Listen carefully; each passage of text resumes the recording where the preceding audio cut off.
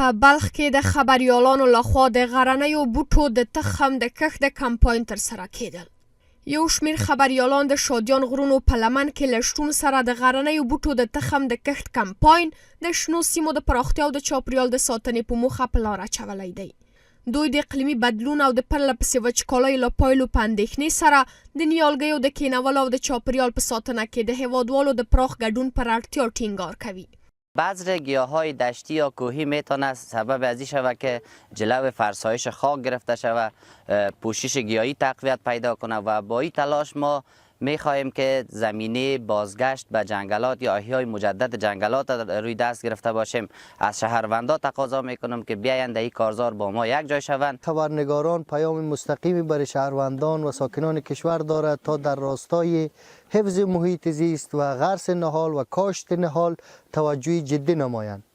له بلې خوا سیمهییز چارواکي او د خبریالانو ملاتړي بنسټونه له دې ګام څخه هرکلی کړی او هغه د چاپیریال ساتنې په برخه کې یو ګټور ګام بللی دی. شما در جریان هستین که خشکسالی یک مشکل عمده در افغانستان و در کشورهای همسایه و در تمام دنیا است.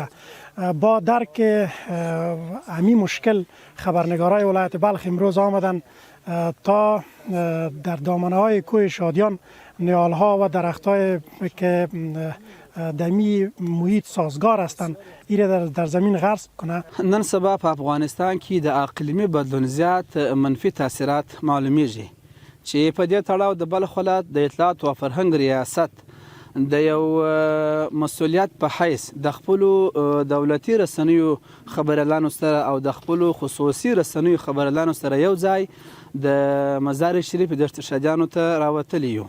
د چاپیریال ساتنې یو شمېر متخصصین هم په دې اند دي چې د کم اوبو په وړاندې د مقاومو تخمونو او د نباتاتو کرل له یوې خوا د خاورې د پیاوړتیا او له بلې خوا د ککړتیا د مخنیوي لامل ګرځي. این نباتات بسیار مقاوم در مقابل کم‌آبی هستند و اکوسیستمی بسیار خوب و مناسبی برای یک منطقه تشکیل میدن. به خاطری که ما و شما در سالهای اخیر بارندگی‌های بسیار کمی داریم و تغییرات اقلیمی زیاد داریم. یکی از عوامل از او پوشش نباتی، عدم پوشش نباتی ما و شما است. افغانستان د اقلیمي بدلون څخه یو له زیانمنو هیوادونو څخه دی.